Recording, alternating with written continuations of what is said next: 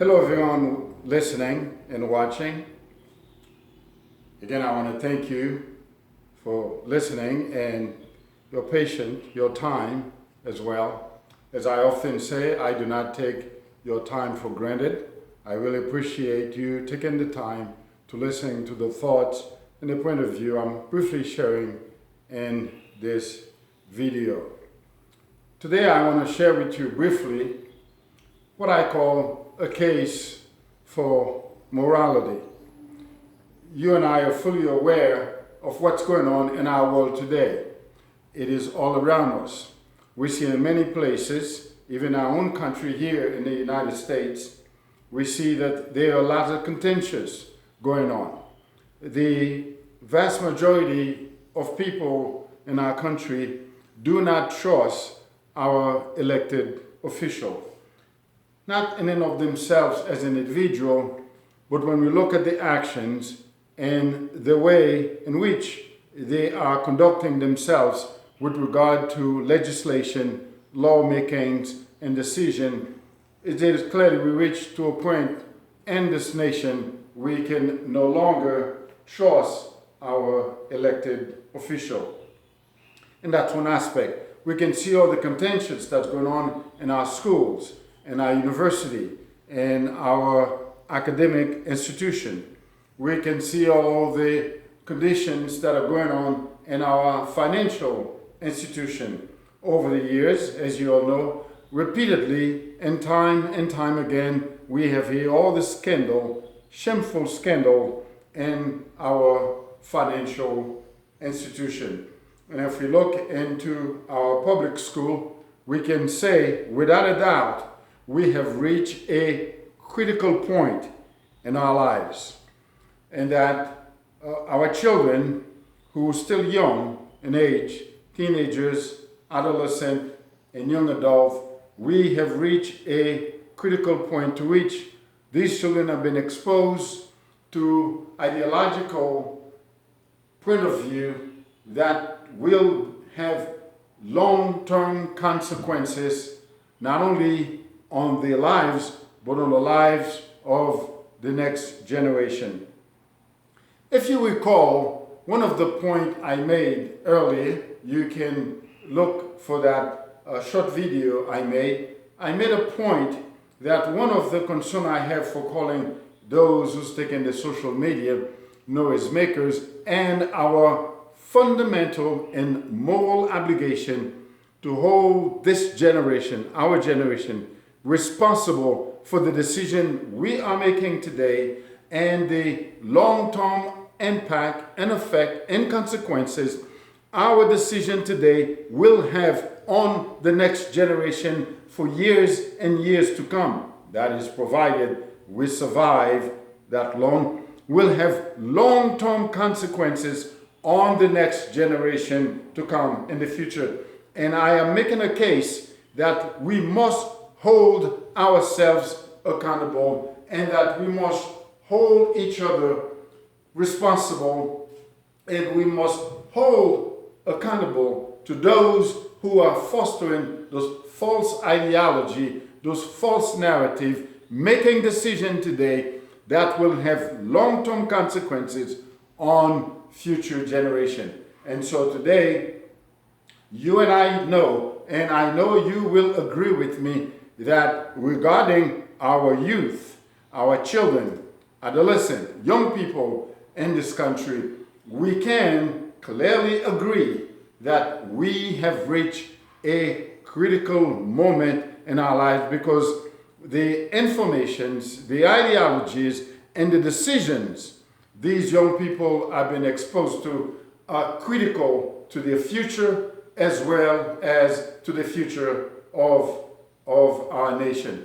And so, making a case for morality, we do know that the false narratives, the false ideology that are promoting in our educational system and our school system and our industrial system as well as in our organization are false. They're not only false, they are not truth.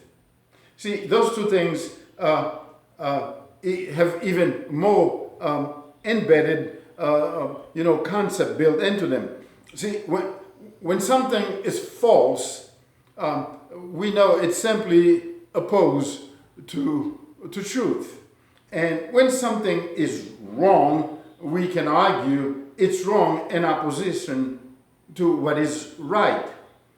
But when we have a false narrative and false ideologue presented, particularly to young people who lack wisdom to really decipher false narrative, these are what it calls by some social scientists anti-truth, something that can never be truth, it was never truth and never become truth. It's anti-truth.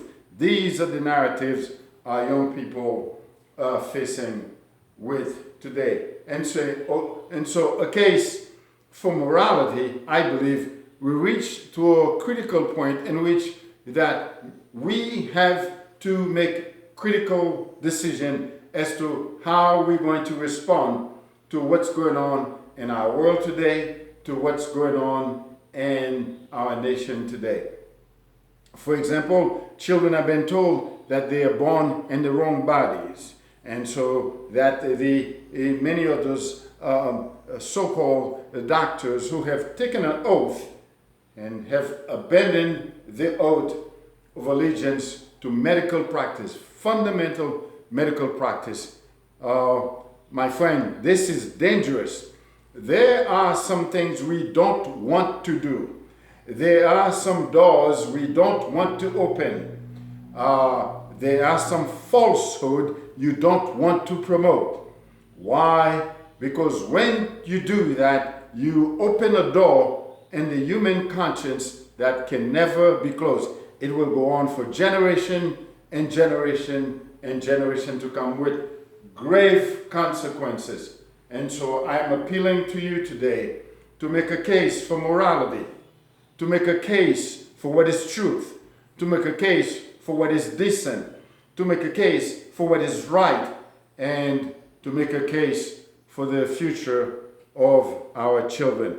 I am asking you to join me and raise your voice to make a case for truth, to make a case for what is right, and to stand tall. Do not be afraid to speak the truth. Oh, I do not believe in physical violence, by no means. But I do believe in standing up and speak the truth, sometime at great cost. But let us remind ourselves, there is no place in history that I can remember, no books I have read, okay, no historical narrative that ever says that truth was supposed to be easy, nor make anyone feel comfortable. If you find yourself being comfortable, there is a likelihood there is some falsehood in whichever it is you are looking at. So we need to make a case for decency. We need to make a case for morality. We need to make a case for truth. And these are my intention in this video. And again, let me remind you, this coming Saturday, August the 5th, I'm inviting you to join us in our studio to have an open conversation. This will not be a debate, let me say very clear, but it will be an opportunity to shed light on some truth, as well as share some light on some of the falsehood, false narrative, and indecency that have been promoted across the globe as well as across this nation. I know you have family, like I do. I know some of you have children, like I have, and we need to take a stand. So please, join me this coming Saturday at 5 p.m.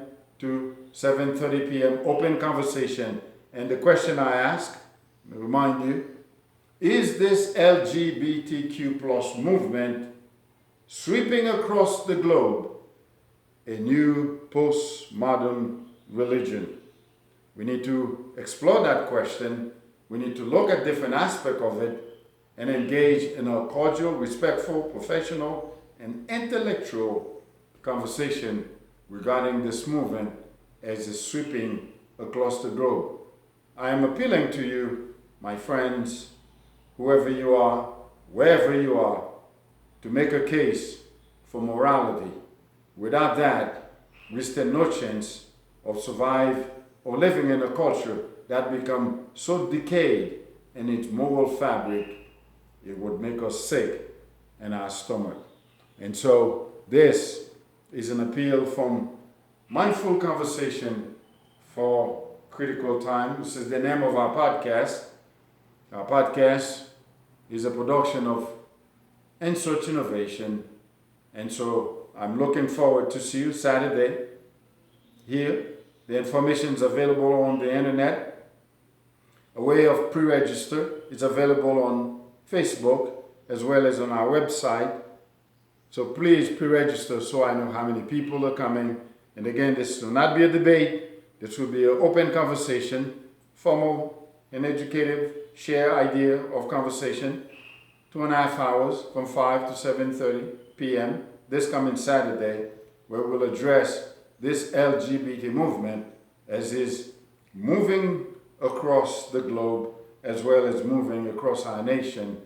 Is it a postmodern religion? Is it a woke movement? Is it gaining momentum? Is it getting wind in its sail as it sails across the globe? Is it a new postmodern religion? And as I always tell you, my friend, listen,